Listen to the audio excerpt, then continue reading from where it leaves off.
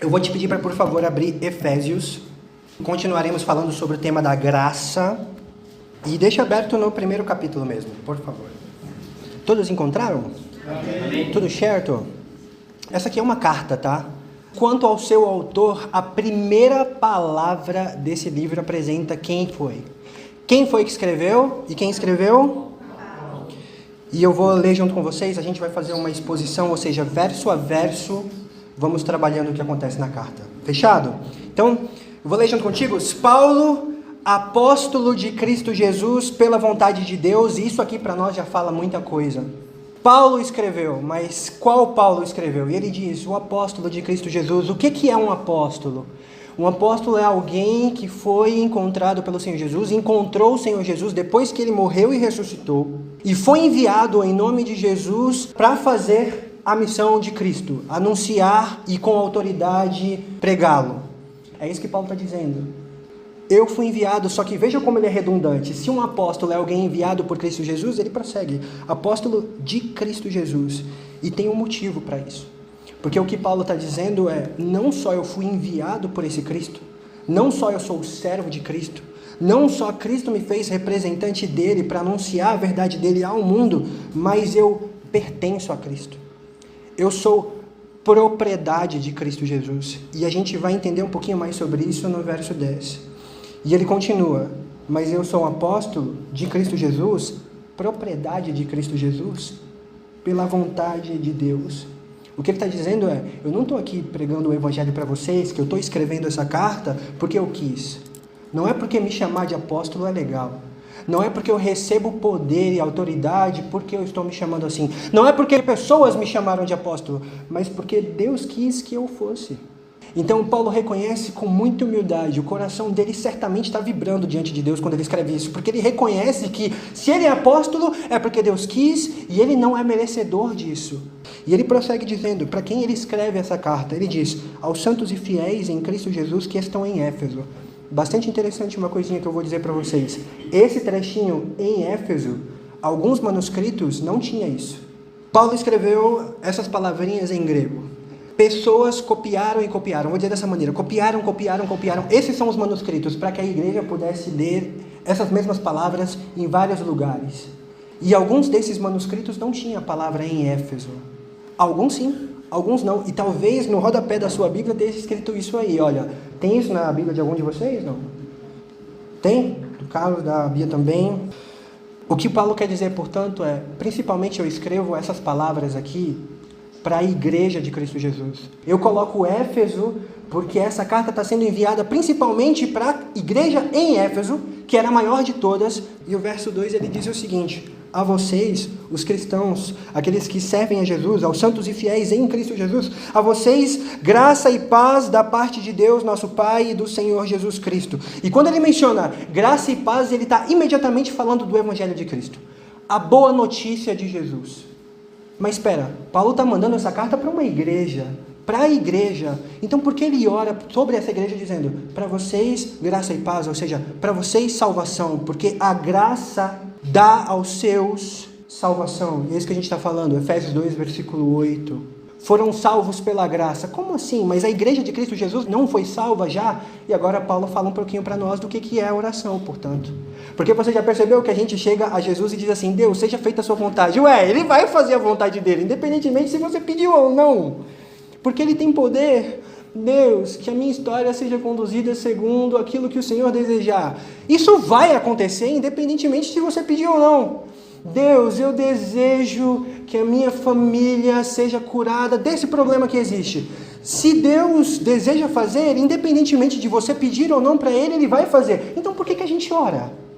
Calma, eu não estou pregando contra a oração. O que eu estou dizendo é, essa é uma demonstração de adoração a Deus imediatamente. Porque o que a gente está dizendo é, Senhor, Tu és soberano, o Senhor tem controle sobre todas as coisas, eu não mereço o Senhor, eu não mereço o Teu amor, eu não mereço a Tua salvação, eu não mereço a Tua cura, eu sei que o Senhor vai fazer a Sua vontade, mas o meu coração deseja comunicar a minha dependência de Ti. Eu preciso do Senhor, eu sei disso, mas eu quero dizer em alta voz, faz a Tua vontade, salva minha família.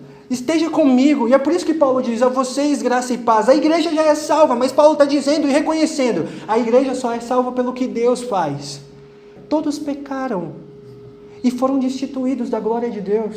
Não há ninguém que faça algo bom. Todo mundo é mau em essência. Então o que ele está dizendo é, Senhor, eles não merecem a tua salvação, mas derrama sobre eles isso. Eu não mereço ser teu apóstolo, mas derrama sobre mim isso.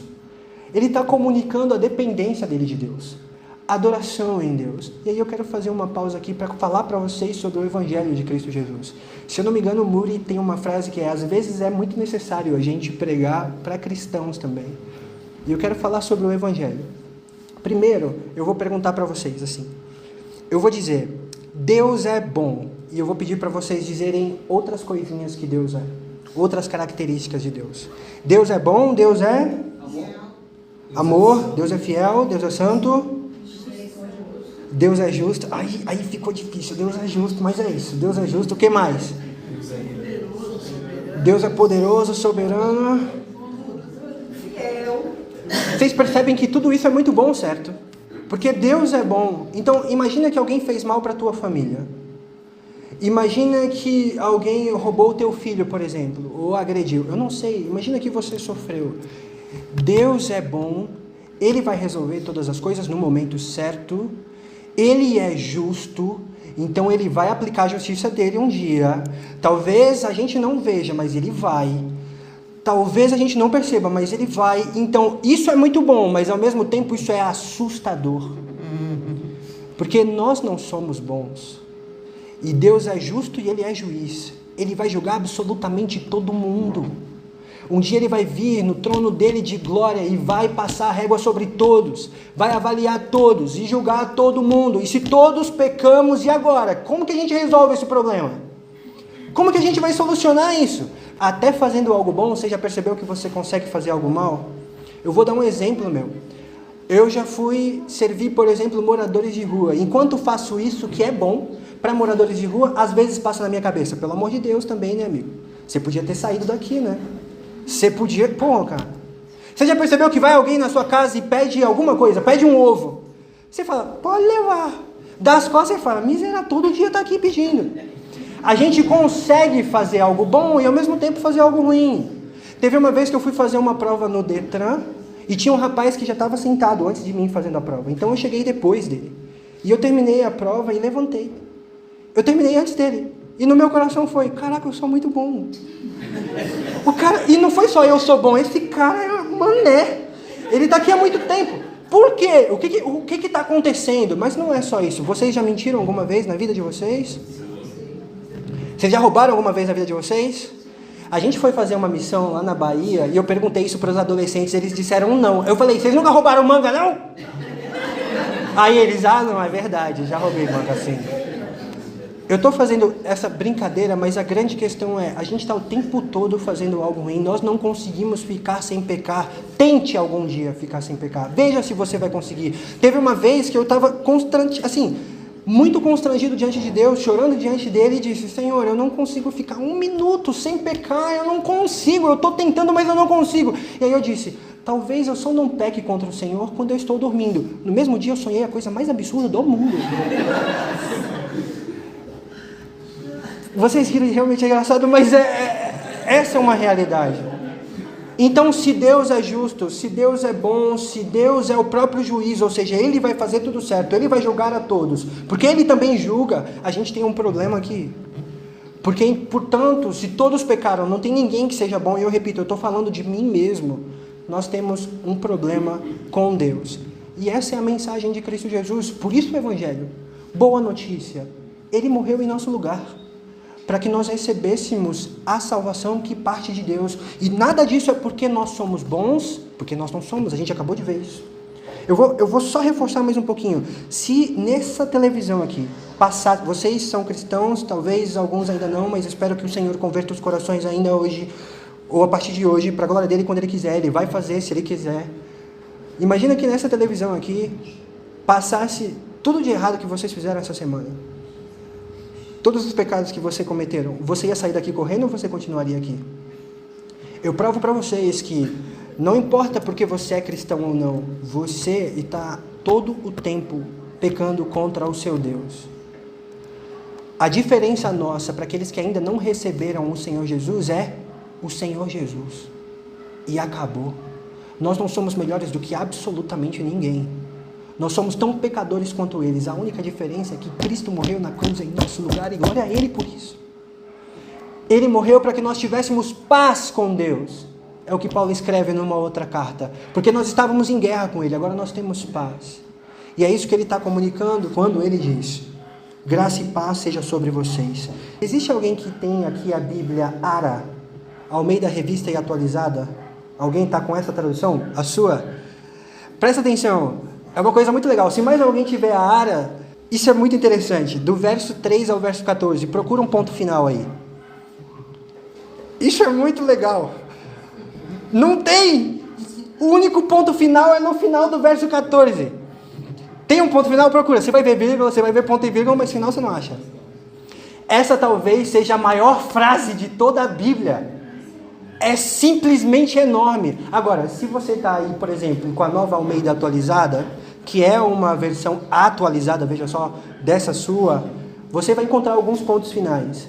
Se você tem a NVI, como é no meu caso, ou a King James, algumas versões têm essa, você vai ver que não só é um texto corrido, um bloquinho inteiro de texto, mas tem 3 estrofes, tem 3 parágrafos. E olha só que legal, cada parágrafo termina com... Aí eu vou pedir para vocês lerem comigo, independentemente ou não, se a versão de vocês é NVI, eu vou dizer o seguinte: Paulo pensou na estrutura desse bloquinho muito bem. Porque olha só, o primeiro bloquinho termina o verso 6...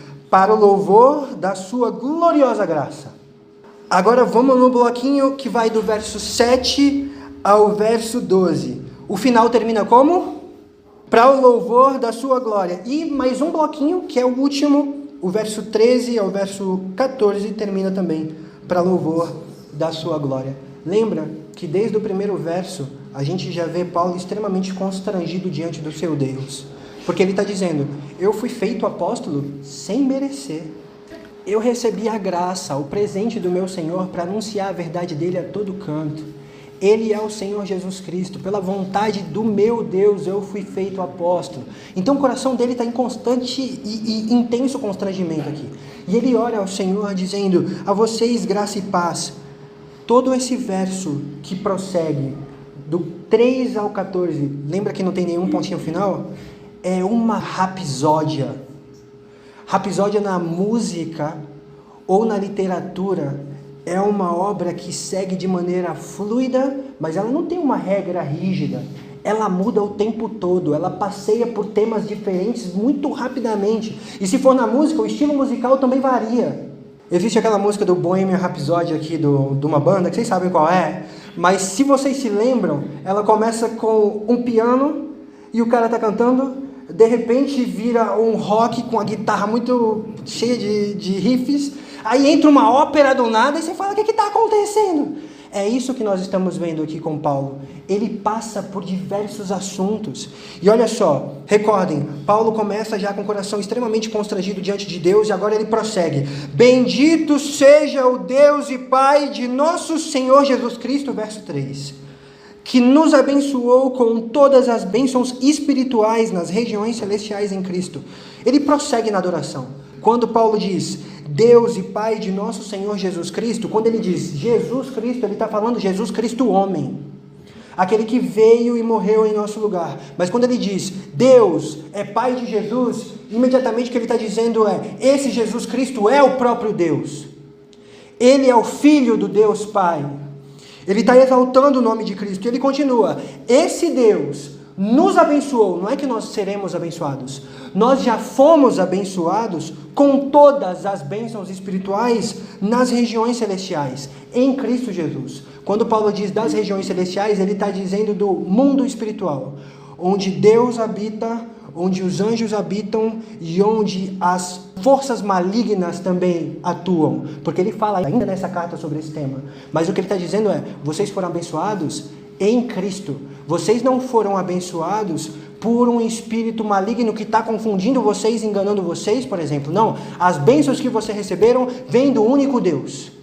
E que bênçãos são essas? E agora a gente vai arrumar um problema, hein? Ai, ai, ai, porque olha só, o verso 4. Ai, Deus nos escolheu. Ai, meu Jesus do céu. Deus nos escolheu. Aí um pouco, no verso 5, Deus nos predestinou. Ai, isso agride pessoas, mas está aqui. Eu me lembro que um pastor do seminário, ele falou o seguinte: gente, você quer deixar as pessoas acordadas? Começa a falar sobre livre-arbítrio, predestinação, que você vai ver no que vai dar. Pessoas deixam de ser crente na hora, né? Mas enfim, o que Paulo está dizendo é, as bênçãos espirituais que vocês receberam, foi, Deus escolheu vocês. Agora, sem brincadeira, isso é muito bom. Glória a Deus, porque Ele escolheu o seu povo. E eu vou explicar o porquê. Percebam no verso 5, ele diz, em amor. Na Bíblia de vocês está assim? Sim. Em amor. Porque o que ele está dizendo é, lembra, nenhum de nós merecemos salvação. Nós somos maus por natureza. Se Deus não viesse até nós e dissesse, você é meu, você é meu, você é meu e você é meu, você acha que a gente ia para onde? Se nós somos maus, a gente se jogaria na condenação imediatamente. A gente pularia na cova na hora. Nós caminharíamos para a nossa destruição. Então, glória a Deus que Ele veio e disse, você é meu, você é meu, você é meu. E por que Ele fez isso? É uma declaração de amor. Em amor, Ele escolheu.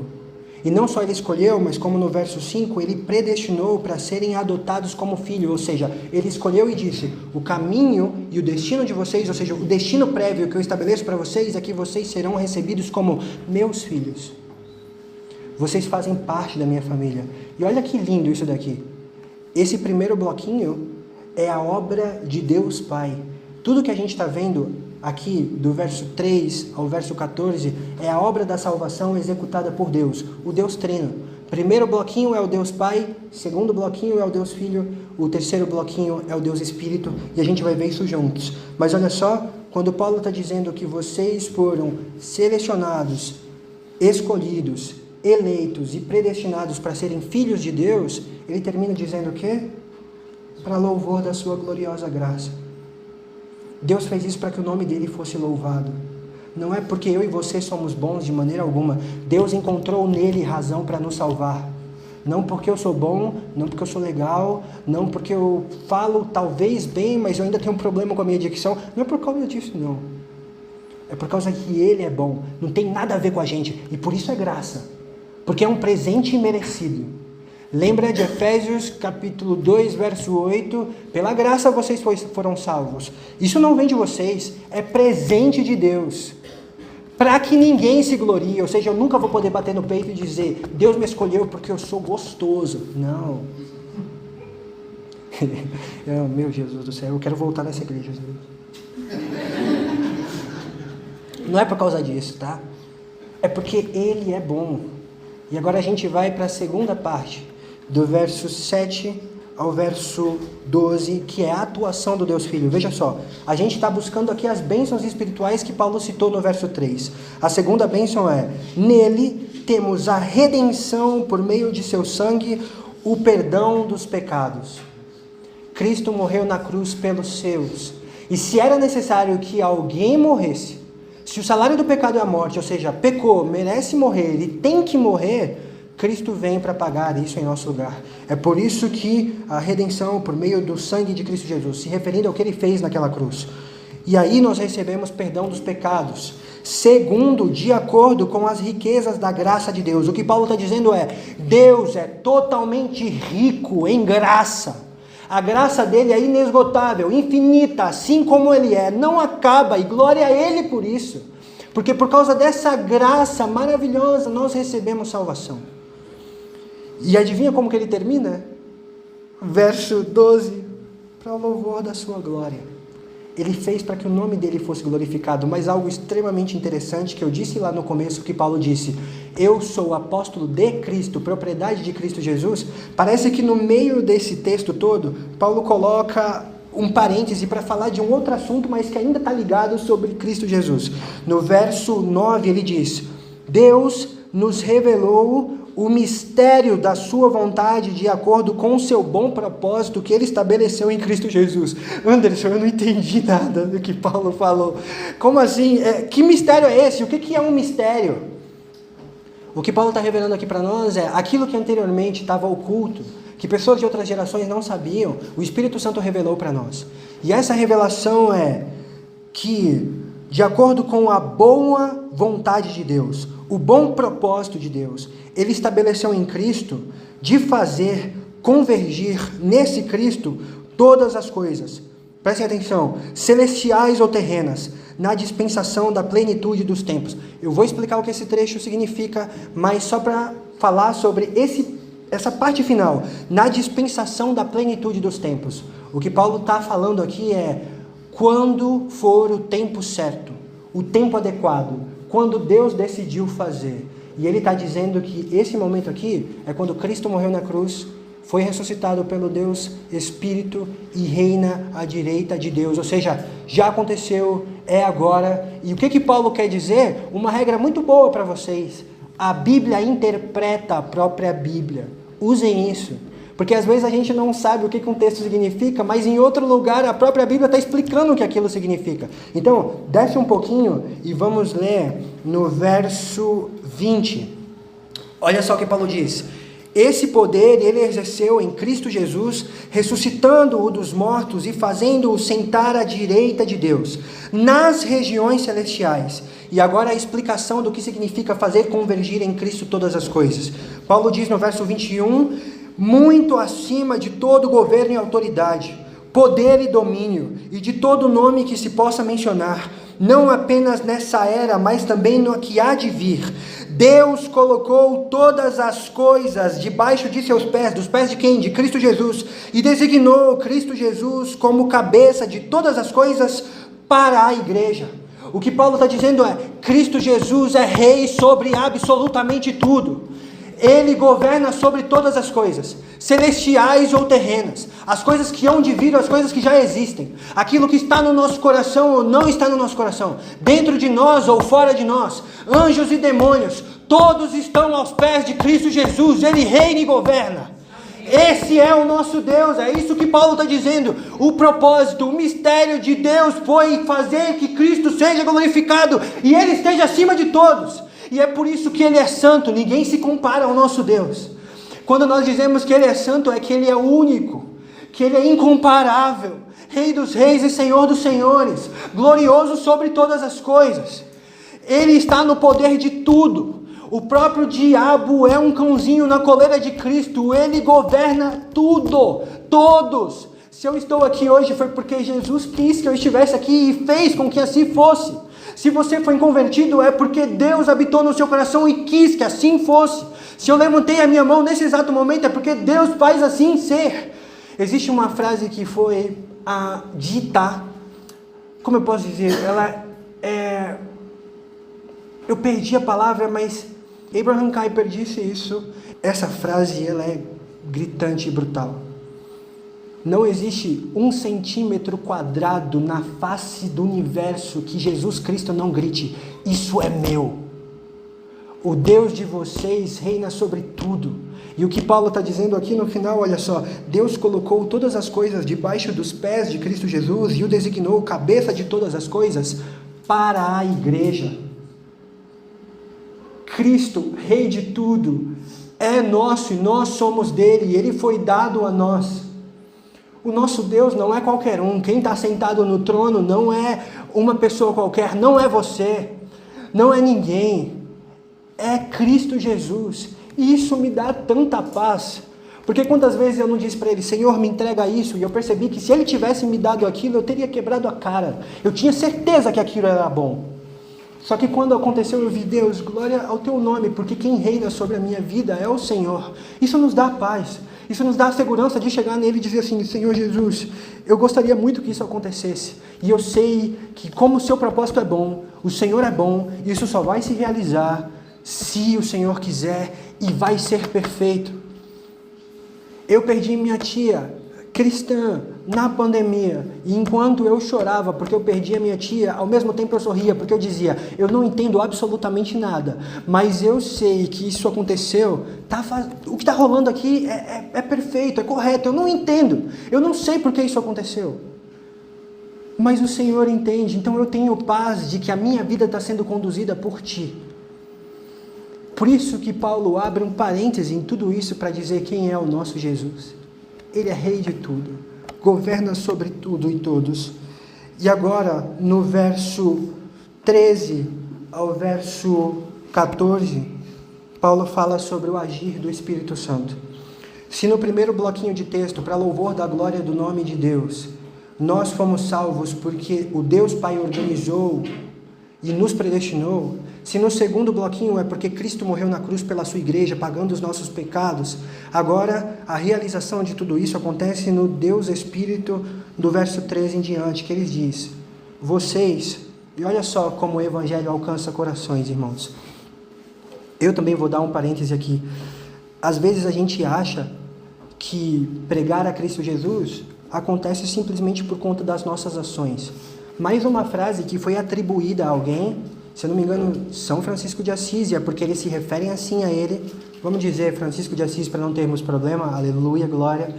O que dizem que ele falou foi: pregue o Evangelho, se necessário for, use palavras. Isso não é bíblico.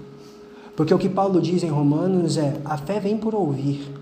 É necessário pregar sobre Cristo Jesus.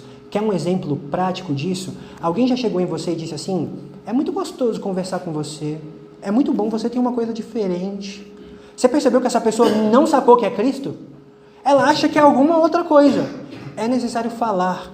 Veja como Paulo reforça isso. Quando vocês ouviram e creram na palavra da verdade. Que palavra da verdade é essa? O Evangelho que o salvou, a boa notícia de Cristo Jesus. Vocês foram selados em Cristo com o Espírito Santo da promessa, que é a garantia da nossa herança. O que Paulo está dizendo é: Deus Pai preparou, Deus Filho executou, o Deus Espírito executou aquilo na nossa vida.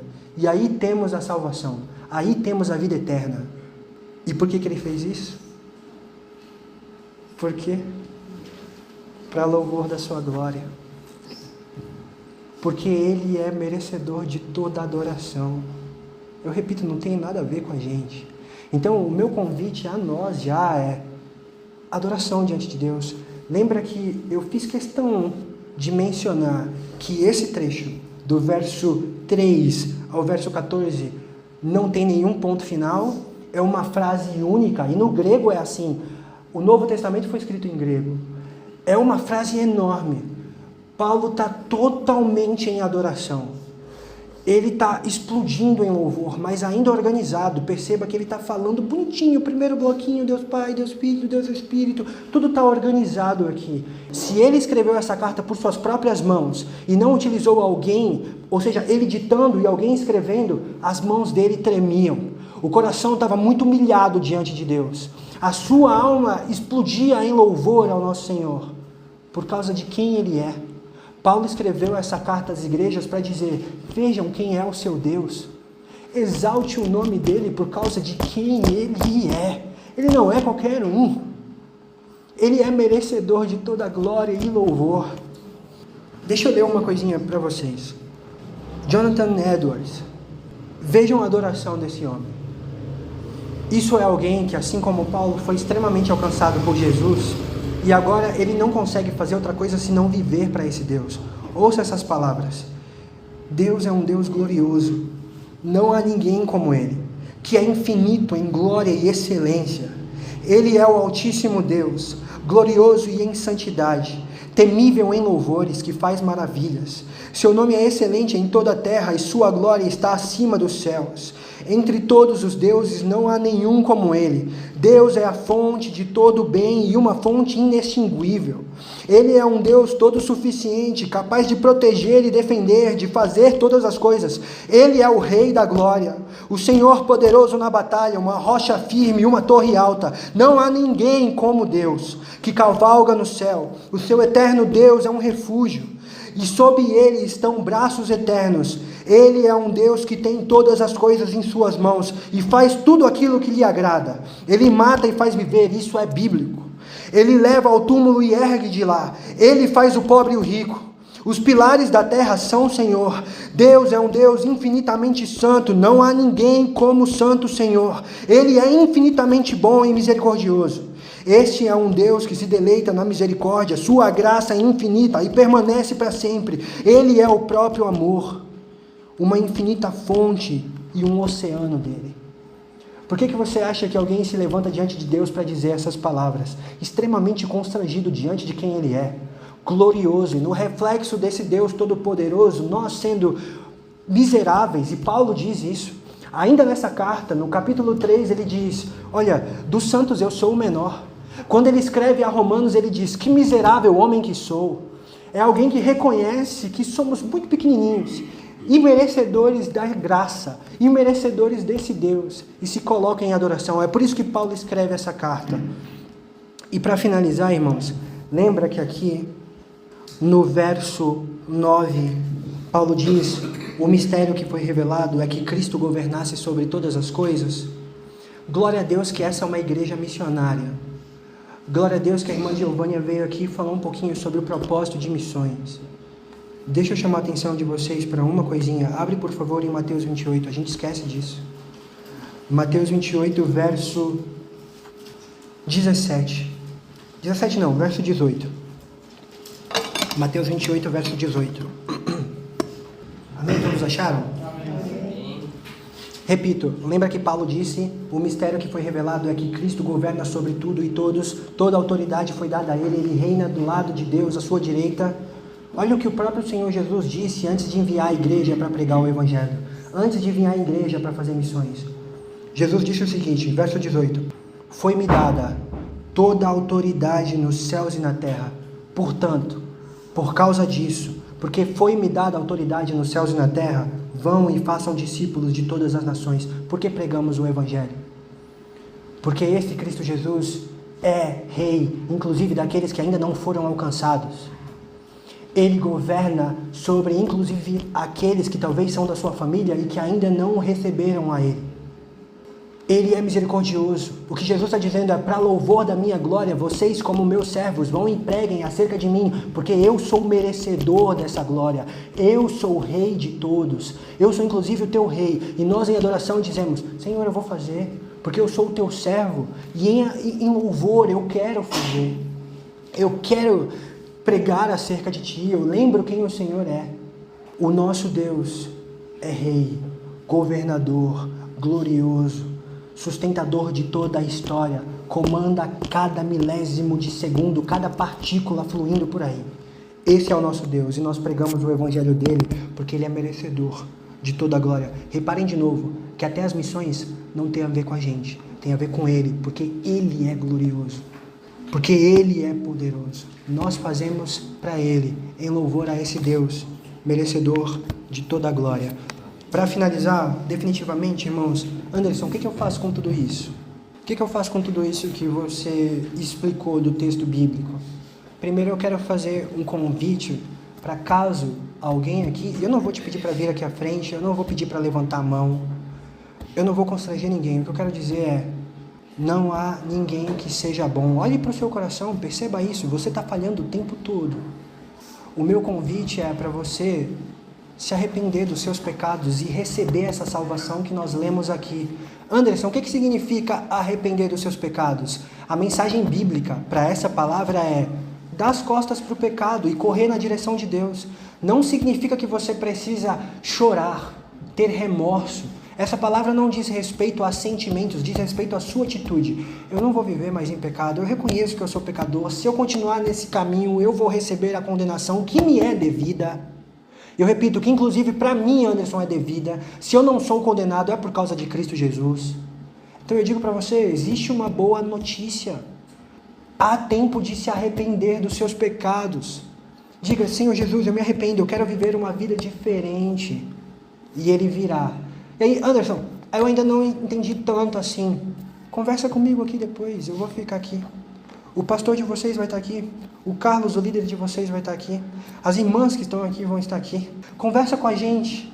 Eu estou aqui para falar de Jesus, para trazer a boa notícia dele para você. Agora, se você já é cristão, faça como Paulo. Glorifique o nome de Cristo. Diga, Deus, obrigado. Não se envaideça, não se ensoberbeça, não seja arrogante, não ache que você é melhor do que ainda não foi convertido. E também não perca as esperanças, porque pode ser que Deus queira alcançar os seus. E eu desejo que isso aconteça. Que a sua família seja salva, que a minha família seja salva. Eu tenho gente na minha família que ainda não foi alcançada. E o último ponto é: façam missões. Por isso que Paulo bem menciona: toda a autoridade foi dada ao nome de Cristo Jesus. Ele estava fazendo referência ao que Jesus disse lá atrás: eu tenho autoridade, então vão e preguem sobre esse Deus. Amém? Você se importa de ficar de pé? Senhor Jesus, nós te louvamos por esse momento aqui, reunidos. Obrigado por tua mensagem, obrigado por tua palavra, obrigado por tua bondade. Obrigado, Deus Pai, por escolher-nos. Obrigado, Deus Filho, por executar esse projeto na cruz. Obrigado, Deus Filho, por nos fazer e aplicar em nós essa salvação. Senhor, se tem pessoas aqui que ainda não foram alcançadas por Ti, e agora eu me lembro que não é essa mensagem somente para nós que estamos nesse lugar. Esse culto está sendo ministrado também na internet. Se alguém ainda não foi alcançado pelo Senhor, converta corações, continue fluindo em poder e através de nós também converta vidas para a Tua glória. Perdoe-nos pelos nossos pecados, Senhor. Traga-nos para os Teus caminhos. Glorifica o Teu nome salvando-nos. É o que nós te pedimos para a honra e glória de Cristo. E nós que fomos alcançados porque o Senhor decidiu nos salvar, louvamos o Teu nome e Te glorificamos. E isso não é só com palavras, Senhor. Nós levantamos a nossa voz para exaltar o Senhor. Nós dizemos isso. Nós dizemos: Tu és glorioso, poderoso, o Rei dos Reis. O nosso coração se derrama aos Teus pés como uma partícula de expressão de a nossa adoração a Ti. Porque nós devemos viver a adoração a Ti em nossa casa, em nosso trabalho, em todo momento, não só com palavras, mas com nossas atitudes, com o nosso coração humilhado aos Seus pés. Receba toda a adoração por quem Tu és. Obrigado por tudo isso, Senhor, e desperte em nosso coração o desejo por anunciar o Senhor. Nós anunciamos o Senhor porque faltam adoradores. Nós queremos que o Senhor converta corações, fazendo com que pessoas adorem ao Senhor para louvor da sua gloriosa graça. É por isso que fazemos missões, para que vidas te exaltem, para que vidas te adorem, porque Tu és soberano sobre tudo e todos, Rei dos reis e Senhor dos senhores. Toda a autoridade está em Suas mãos, não há outro nome acima do Senhor. É o Senhor quem governa e Tu és digno de toda adoração. Então desperte em nosso coração anseio por isso, Senhor, em fazer missões. Exalta-te e continue tendo misericórdia de nós. Obrigado porque a graça que nos alcançou é a salvação. A Ti todo louvor e honra, Senhor Jesus. Obrigado, nosso Deus. A Ti toda exaltação para sempre. Amém, Senhor.